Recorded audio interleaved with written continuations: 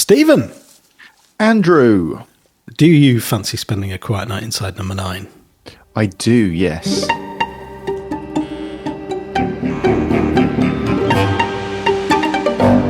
Yes, we are going into the scripts again. We are in episode 5 of series 8. I don't normally say it that way around. That's correct. That threw me.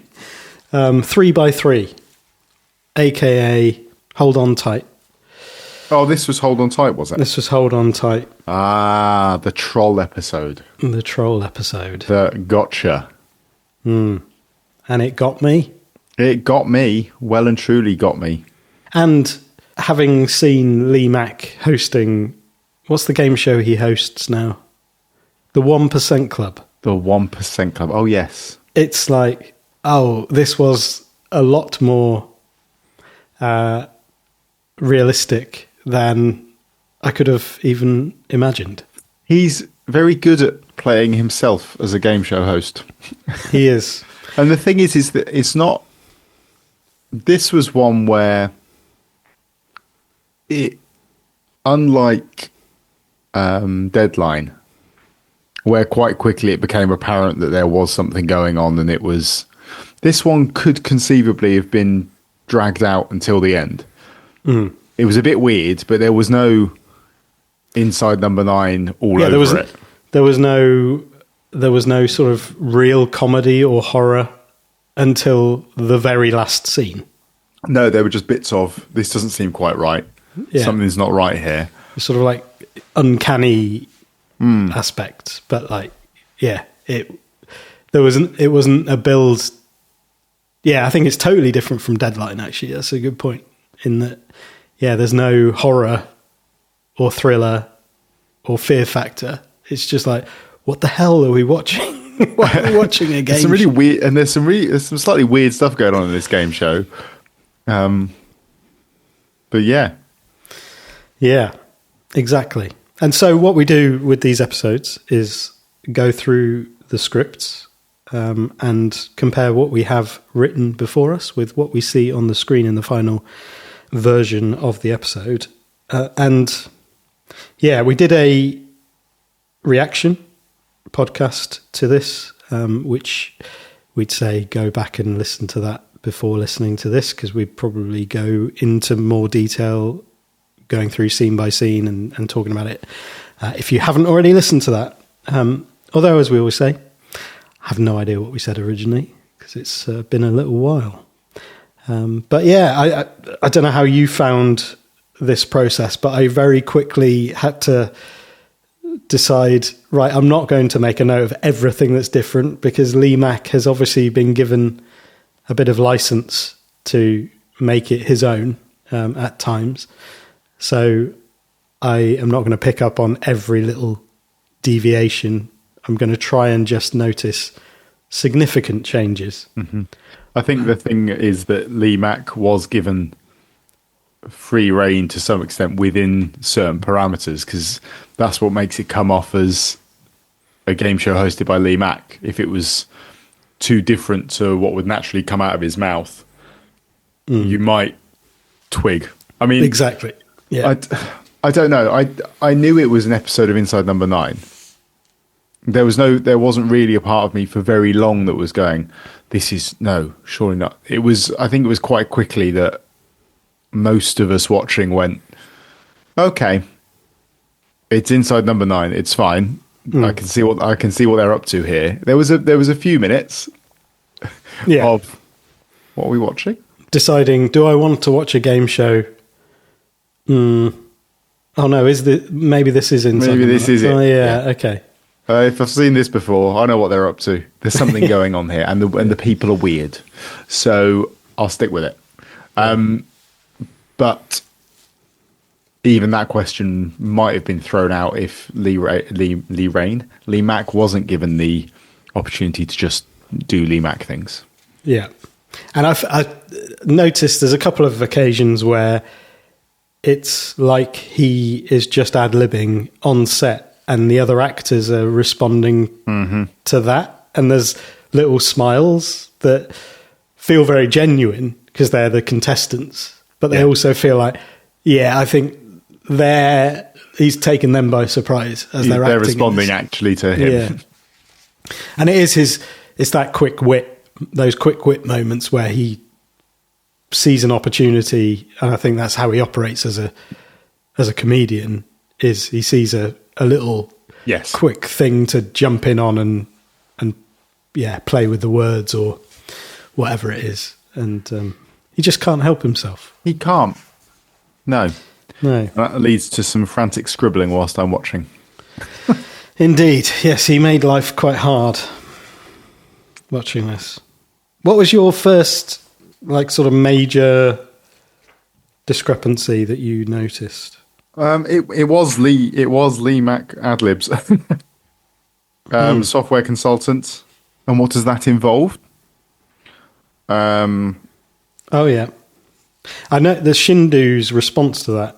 I thought they made that sort of more bland than it is even in the script. Yeah, that's true, yeah. She says it's looking after the company system in the script to make sure we are delivering things correctly, and they changed it to make sure things work correctly. Yeah. And it's just it's just nothing. Great stuff. We have Stephen Full name? Oakwood. Yeah. Yes. Catherine introducing her father. This is my father, Stephen Oakwood. In the script, it's just Stephen. And he likes cricket. I wonder watching this again whether he is actually part of that family. Ooh. Or whether Margaret and her daughter are just kind of this thing. They hired someone in to just be a third person. That was why she didn't bring Dad back in and she just concentrated on Mum. I kind of wonder if he's actually anything to do with them, which is why Stephen Oakwood would make a bit more sense because it sounds less familiar. Interesting. I like that. Because he doesn't have a purpose, really, does he? He's there to answer one question, get it wrong, and then sack him off. Yeah. Yeah, and he's not really keyed into what they're doing. You know, even if you get the impression that Catherine is pretty much locked up most of the time, and she is a guinea pig for Margaret. Is it Margaret? Yeah. Yeah. And yeah, you don't get the impression that he is really in on that. And even his answer to I quite like Nottingham as a cricket fan. I mean, maybe he's some sort of weird experiment. Maybe, yeah. Yeah, just sort of lacking something. Or, yeah, I don't know. He's a strange character. It's good. Stephen King. Yes. It's a little Carrie. Especially when Rosemary is the great-grandmother. Yeah. I think we probably touched on that, didn't we? Rosemary's Baby. Different references to horror films, yeah. There was a few cuts of allusions to what they're up to that I noticed. So, it's basically research and development of new medical protocols, as Margaret's talking about her job. Controlled experiments was cut. That went, didn't it? Yeah. Which is obviously what this turns out to be. Yep. One that backfired on her. Her very final controlled experiment. I found it was funny they changed the games. They, Lee's response to them doing quizzes and board games and things like that was in the script he says, it's always a bit of a worry when you find out scientists are at work playing Buckaroo. His response that was filmed it's nice to know that the scientists are at work playing Scrabble and Trivial Pursuit. Yeah. Very reassuring to know. Which is quite a change. It is. Yeah. Maybe Buckaroo felt a bit silly, and it's not a board Buckaroo's game. it's not the sort of game that I think they would be playing. But yeah, I was trying to work out why that is, and then there's a few things that change here or are taken out. I guess this kind of changed in response to the fact that between writing and filming, I assume there suddenly became I think going to a university remotely suddenly became a much more normal thing for people than it was previously. Because Catherine says that she's doing an online degree. And Lee says, Catherine, an online degree, that must be tricky. I know students find it hard to get out of bed at the best of times. And then Catherine says, yes, but I get a lot of help from dad and mum. That became a whole completely different conversation. Yeah, because he's like, did you not fancy actually going to university? And then she says, we did talk about it. And then there's a reference to COVID. And we decided it'd be better to do it online, especially with COVID setting back studies. And then Lee doesn't respond with the bit about his parents that was scripted that says, it sounds like my parents when I was a kid, apart from the online bit and the degree bit and the help bit. Actually sounds nothing like my parents. Margaret was his team name. That's quite funny, I feel. Yeah, that was quite funny. Obviously, do you think that was a Lee Mack?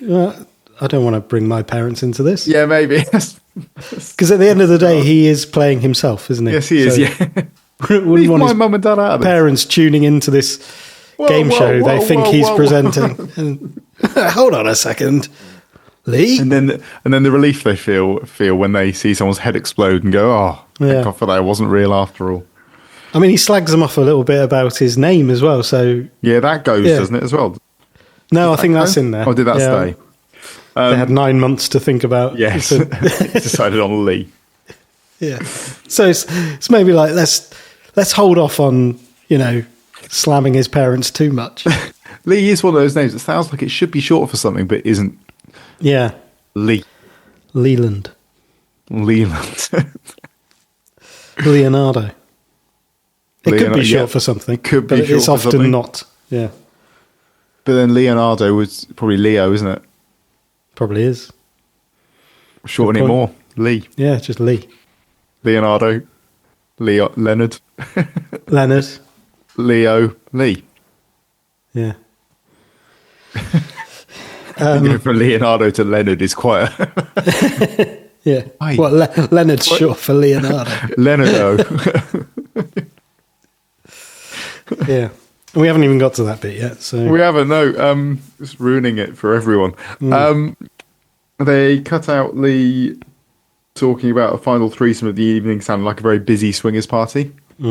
Blimey. Sounds like a very busy swingers party. Yep. Yep. Gavin. I think Gavin's one of my favourite characters in this. Yeah. Yeah.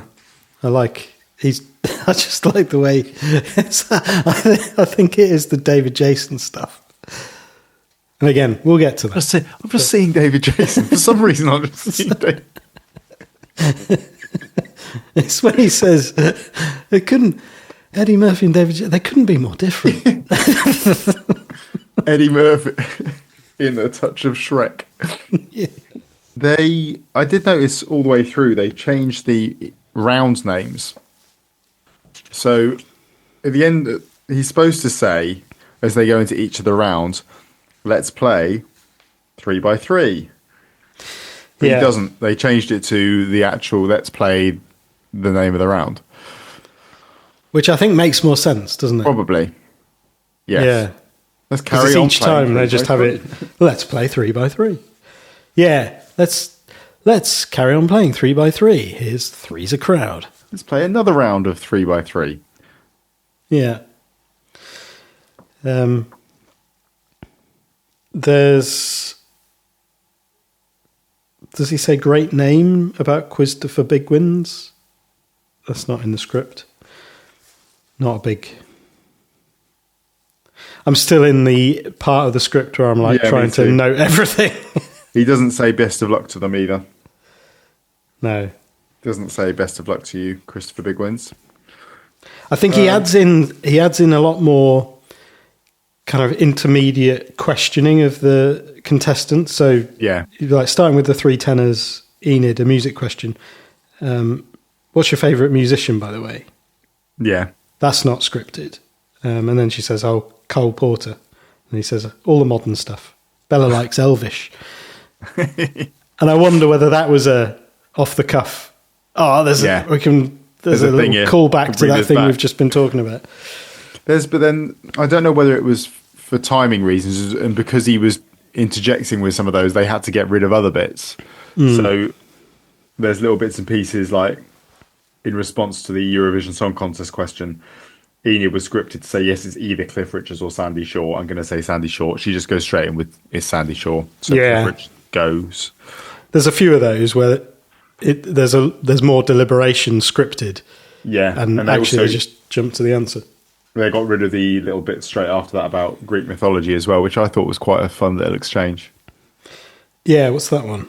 Niall, a question for you on Greek mythology. Do you know much about that? No. Me neither. It's my Achilles elbow. Who was the ancient Greek god of the sea? Yeah. And then there's a whole shift of topic after that when we go to Shindu. I wonder what this was for. Yeah, so she's on geography. So in the actual episode, it's like, what are you like at geography? Not bad. Shame it's about maths. Mm-hmm. But in the script, that line isn't there. But it's the question: Shindu, on what continent would you find the world's largest desert? And then, on what continent would you find the world's largest desert? Okay, I need an answer. So she's obviously deliberating it. Africa. No, the answer is Antarctica. Did you know that? Yes, I did know that. So you lose £100. No, I would have gained £100. So yeah, you would. Yeah, but instead we have cube root of 64. The cube root of 64 instead. Because she says, "How are you with geography?" Not great, and he says, "Great, it's a maths question." Yeah, what is which the is cube root of 64? Yeah. Is that because the next question is geography? Yeah, maybe. It's weird they didn't have that thought while they were writing it and then change it. It was only when it got to filming they went, no, enough two geography questions. What's going on here? It's a bit weird. Yeah. And Lee, when we go to the Oakwoods, Lee says the Oakwoods rather than the Oakwood family. Mm-hmm. See, they're not a family, that's why. You've just made me think. The Oakwoods. Who came up with that imaginative team name? Yeah, there you go. Just had a little Freudian insight there. And then Margaret, because Margaret says, no, it wasn't. And Lee adapts to like, oh, it was you, was it, Margaret? Because she's just responded to a thought rather than anything being said out loud. And then she scripted as saying, no, we racked our brains, but we just couldn't think of anything else. And so, I mean, they're doing a lot of racking their brains, aren't they? They are. Thing is, this is Stephen clearly isn't in on it because Stephen is allowed to answer it wrong. So he's clearly not tuned into the kind of the ESP bit of what's going on. Yeah. He doesn't know. He thinks that the smallest state in the US is Hawaii. Didn't know that. Did not know it was Rhode Island. I was not aware of that. No, that's good knowledge. Is that what you thought, Margaret? Yes, well, of course it's what Margaret thought because she was probably being told it in her head by Catherine. Exactly, yeah. Let's see how you get on with your question on football. And then, she doesn't like that, is cut. Who was the captain of the England team who lifted the Jules Rimet trophy in 1966? Too fast to respond to, she thinks she knows what comes after Bobby. Yeah. Too rapidly. She heard Bobby. Went for Bobby Charlton. Bobby!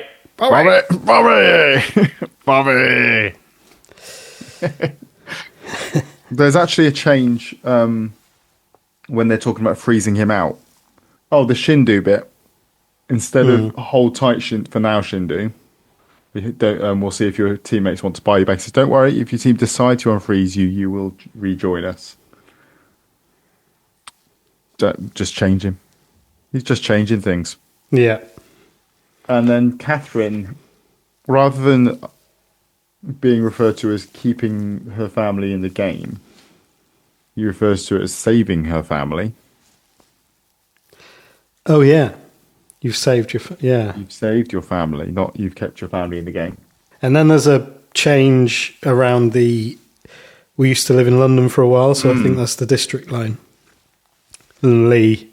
This is obviously Lee having a bit of fun. Did we? I don't remember that. And some ad-libs that he also dated Gavin at some point. Yes. Yeah, Bella and I used to live along that line. Oh, not that again. Yeah. And actually there's more in the actual episode about that weird relationship dynamic than is in the script. They also cut a load of stuff about Biggins. Yeah, Biggins would be very proud. Let's all take a moment to imagine Biggins standing proud. There's an image. Yeah. I feel, is there some more Biggins? No, there might not be any more Biggins. They cut some stuff about... So they cut some stuff where Lee was talking to Enid saying, "That's we take a ton from their kitty. That's £100, Enid. I'm down with all the street slang, me. So tenors, what do you want to do? It shouldn't be worth a ton." So that whole exchange disappeared. Yeah, no reference to a ton. And again, if they're having to cut things out because he's going off on one. Yeah. And then, have we had a first reference of H from Steps at this point? Or does that come... So H from Steps, there was one of them cut, wasn't there? Yeah, and then one added in. Came back later. Yeah. Yeah, they moved the H reference. But then there's a... If you were to take the script and the final episode, you'd have 3 references altogether, but in the end there's only 2. But one of them is Lee saying, "This is 2 tenths for another H from Steps reference," or something, as if he's having a dig at the script itself. Like, I like that. Just stop talking about H from Steps. There's after Catherine says, "I'd like to unfreeze Mum," Lee says, "Well done, Margaret. You're all thawed out and back in the game." And then does Margaret say good? Or is he like, "How does it feel?"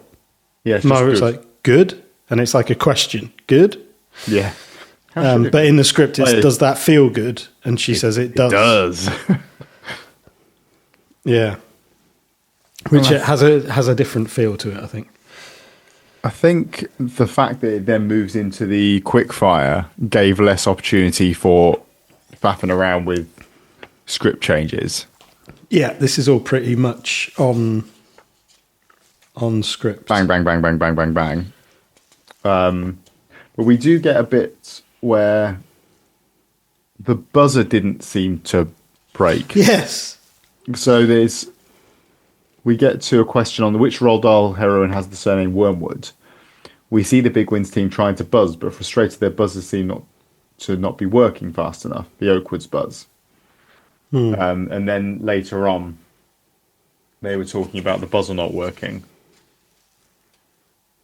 There was some reference to it. Yeah, Lee says, after Catherine says, "I've been practicing." Practicing? How do you practice general knowledge? Have you learned the whole internet? And they cut pretty much yes.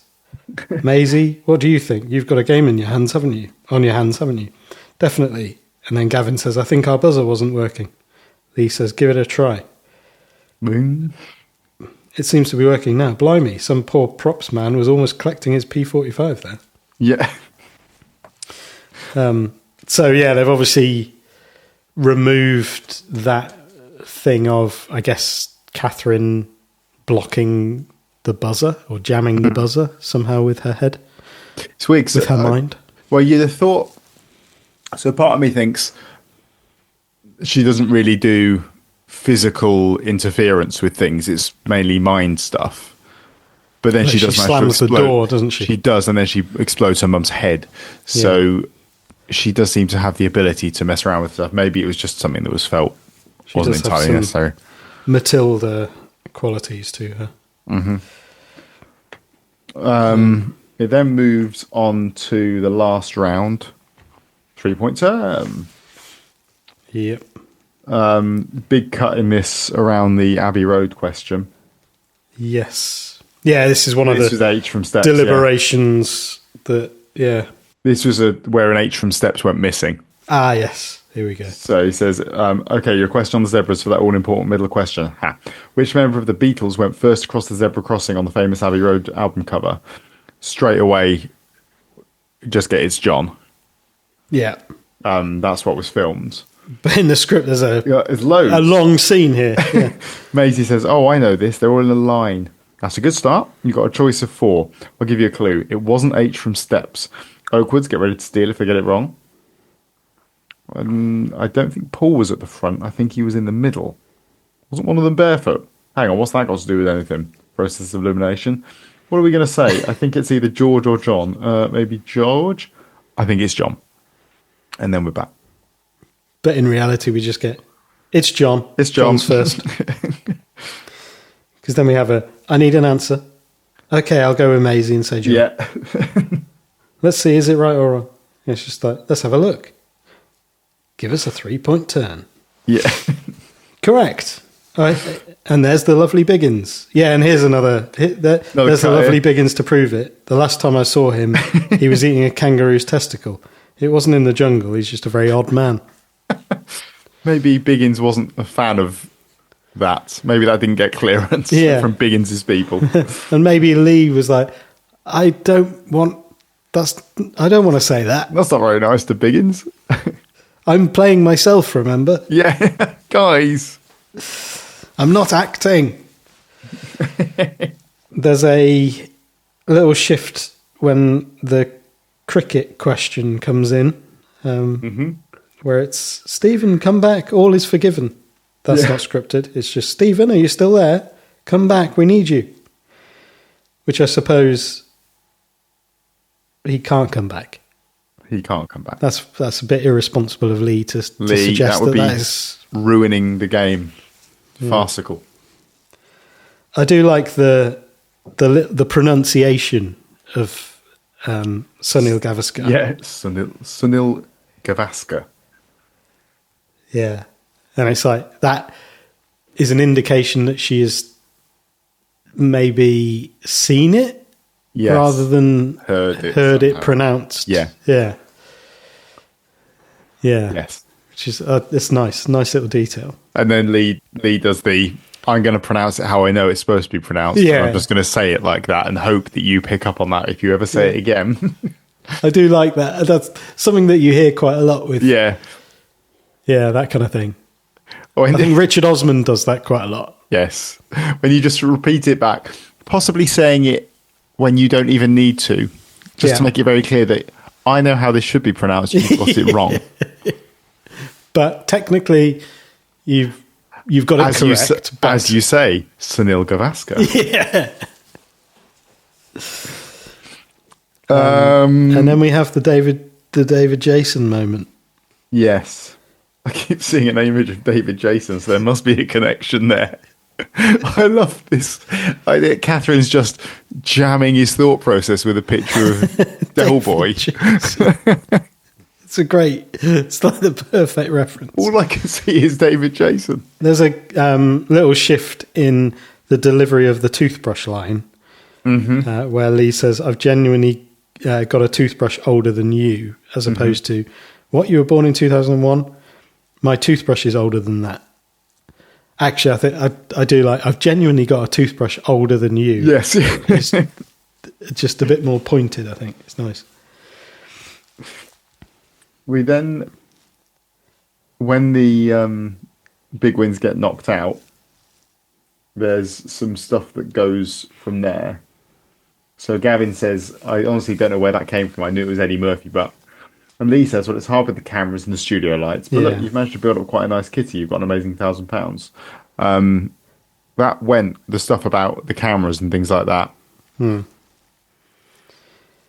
Because even that doesn't explain why you would confuse Eddie Murphy with David Jason. No, exactly. The camera, the lights, the studio lights are just burning into my retinas, this image of David Jason. That's all I can see. Rodney, you plonk. And then, the little line about the Isle of Wight. Maisie says in the script, well, Gavin and I fancied going to the Isle of Wight festival next year, so hopefully there's pay for that.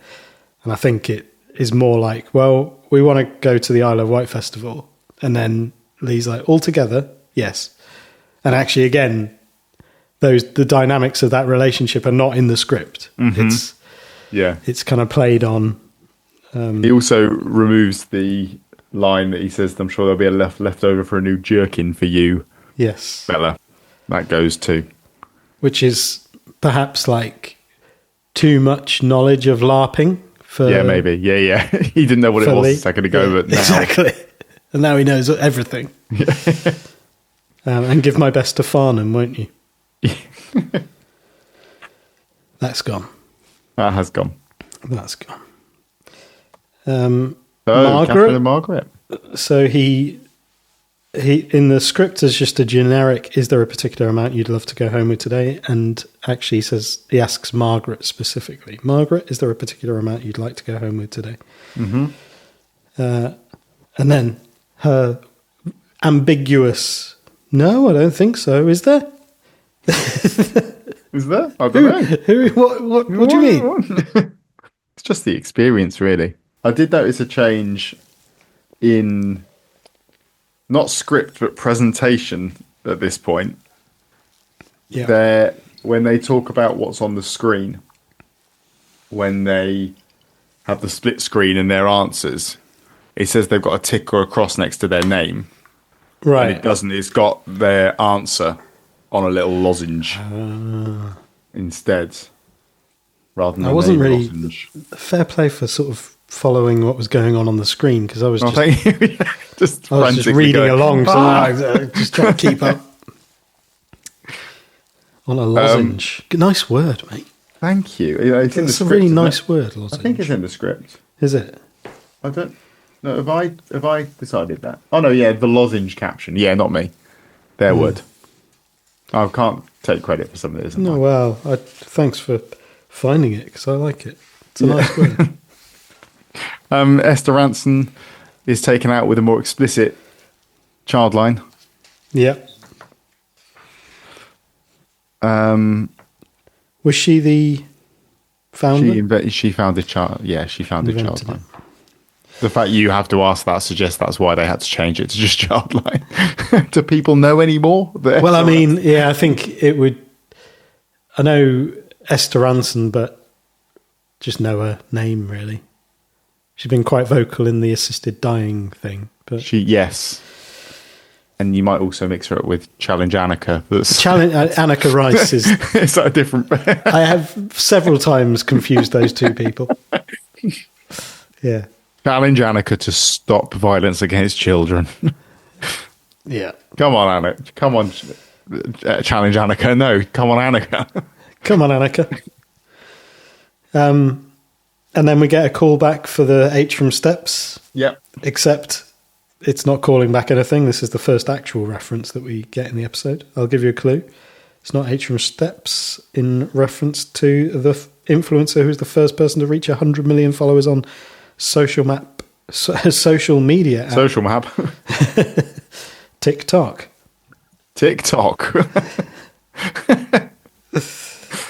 Charlie D'Amelio. Do you follow her on TikTok? No, I thought it was a boy.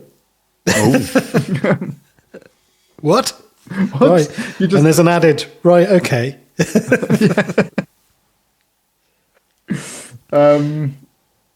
Catherine in the script said that she'd like to do the Hobbit tour in New Zealand. Yeah. Not included. No. Maybe a little too lighthearted and making her aware of actually having an interest in culture that she isn't even aware of. I think the actual reason for referencing New Zealand is that is as far away from where I am right now as I can possibly get, rather than I want to go on a Hobbit tour. Yeah. Margaret, how about you over my dead body? Yes.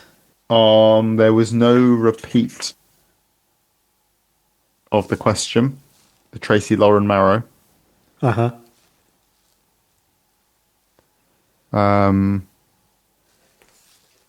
and it goes pretty much true to script. There's the It does, yeah. added. It's so tense. I'm not even going to do another gag about H from Steps. H from Steps is a weird. I don't know how funny I find that as a reference. Especially after that man took quite a lot of flack online after what happened with the Lost Prophets lead singer Yeah. as well. It was the wrong Ian Watkins. Yeah, Like, he got absolutely hounded, didn't he? yeah. Poor guy. Poor guy. But then, yeah, I really like that. What's going on here is you've just got Catherine just saying "fuck you" to her mum over and over again in her head. Before I don't think I'd properly appreciated that. no, I don't think I did either. And I think it's really weird that I don't remember that jumping out. But now Yeah. she's just saying "fuck you," Yeah. fuck you," and then slamming the door and then blowing her head up. Yeah, I think to some degree, watching it, it felt like she just misinterpreted Yeah. something, and she's just hearing "fuck you." No, her daughter has finally snapped at this point Yeah. and just like, I've had enough of this. And you can see on her face, it's just like "fuck you." Yeah. So she's not hearing that; she's interpreting it through the lens of a rapper. Yes. Like it's okay. It must be "fuck you." Yeah, not ice tea. Fuck you. It's good. It's good. Yeah, a little bit more ad lib by Lee at the end as everything's happening behind his head. Mm-hmm. I didn't know. All I wrote down was slightly different. And finish. I've given up at this point. It's slightly different. I know. Slightly different. Yeah, and then her head explodes. Her shadow doesn't change behind her, weirdly. Oh, all right. I noticed think that. that's more of a continuity effect Yeah. issue rather than anything else. But yeah, and the smallest hint of a smile from Catherine. I think it's slightly more than a small hint. It's But an evil grin, is what that is. it's like a fuck you. Fuck you. And now you sound like Wise Owl. I was just thinking that. Yeah. Fuck you. Fuck you. Yes, and given that there was so many changes in that, I think we've raced through that episode, and maybe that's because there were so many changes, There were so many and most of them probably weren't worth talking about. fairly inconsequential changes, and Yeah. more just about Lee Mack and his mastery of the game show presenting Yeah, role. very good, perfect choice of game show Well host. done. I think Reese and Steve. very good. Yeah. So if you've got anything you want to add to what we've talked about, or you want to say anything at all, then you can Not get in anything touch. at all. I mean, they can say anything at all. We may, if we don't like it, we'll ignore it. Reserve the right to ignore anything. Yeah, you can get in touch via email, a quiet night inside no9@gmail.com, or via Blue Sky at AQNIN9. And if you fancy supporting the continuation of the podcast, you can send us a few quid on PayPal. There's a PayPal me link in the show notes, and we'll give you a shout out in a future episode as a thank you, not a fuck you. Cool. Anything else to add? I don't think so. 7 episodes, 7 scripts left. Yeah. Final episode of Series 8 next Last weekend? Next weekend. Maybe. Who knows? We'll see. All right. Have a good week. You too. Bye-bye. Bye-bye.